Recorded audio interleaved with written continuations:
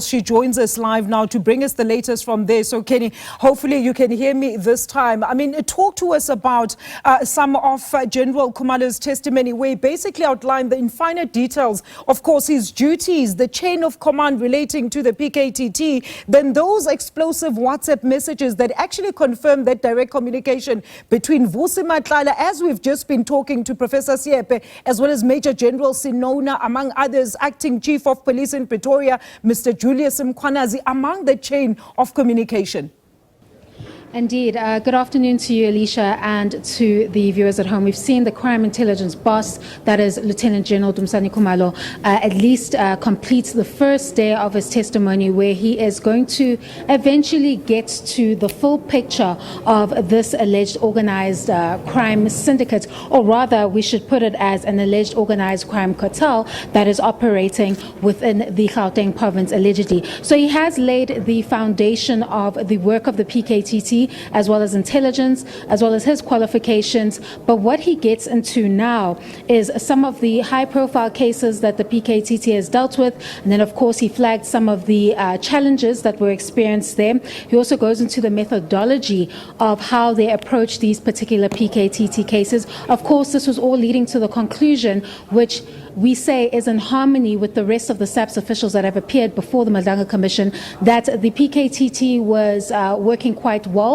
and successfully, and that it could never be argued that it needed to be disbanded based on its performance or any other reason, quite in fact, because we're seeing that from the witnesses that we are seeing in phase one, that they're pushing against the disbandment of the PKTT, saying that there wasn't any valuable reason behind why the police minister wrote that letter on the 31st of December 2024. But it gets more interesting, Alicia, after the adjournment, because it now becomes clear that these allegations of criminality, political interference and corruption in the criminal justice system all center on one particular cartel, which has been called the Big Five cartel. Now, we already know two of its alleged members, that is Vusimuzi, Matlala and Katiso, Molefe. Those are two individuals that were told are already facing serious charges relating to different offenses, but are said to be part of this particular alleged cartel. In that map or graph or graphic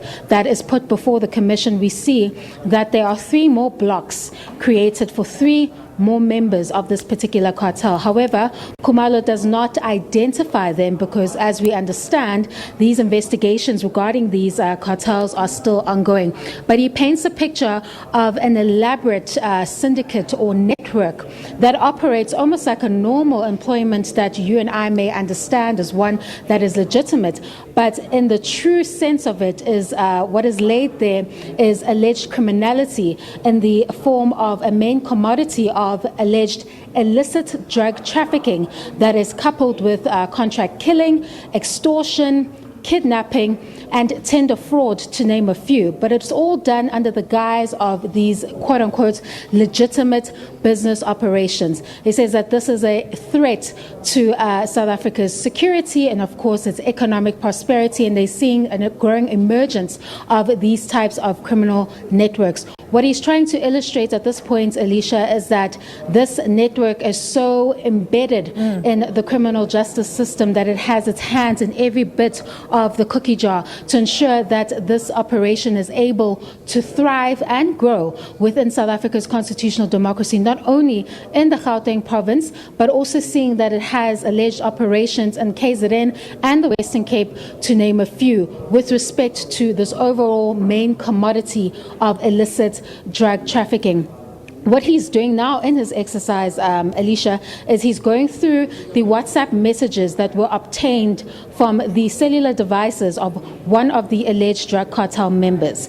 And what he seeks to do is to demonstrate how embedded this particular sophisticated network is in various institutions that form part of our criminal justice system and the political sphere as a whole. What you've seen him do is highlight the overview of these WhatsApp messages that he is just getting into.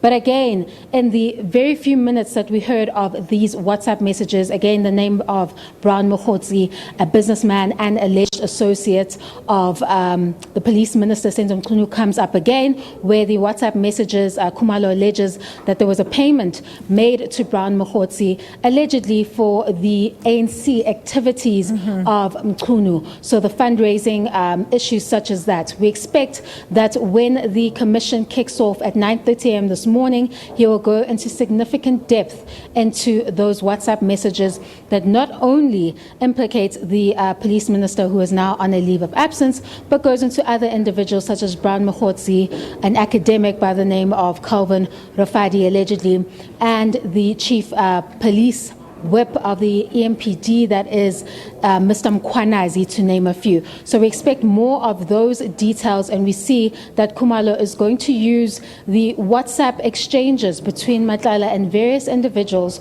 to draw links between this particular cartel and several key critical institutions or officials of those key critical institutions, as well as the political sphere, to illustrate the kind of depth and alleged infiltration that this particular cartel, which we now know is the sole focus of this probe, has in these particular institutions. All that and more at 9:30 a.m. tomorrow morning. Thank you so much to SABC News senior reporter there, Canny Maphanga, joining us live from Pretoria, giving us a wrap of those proceedings from the Madlanga Commission.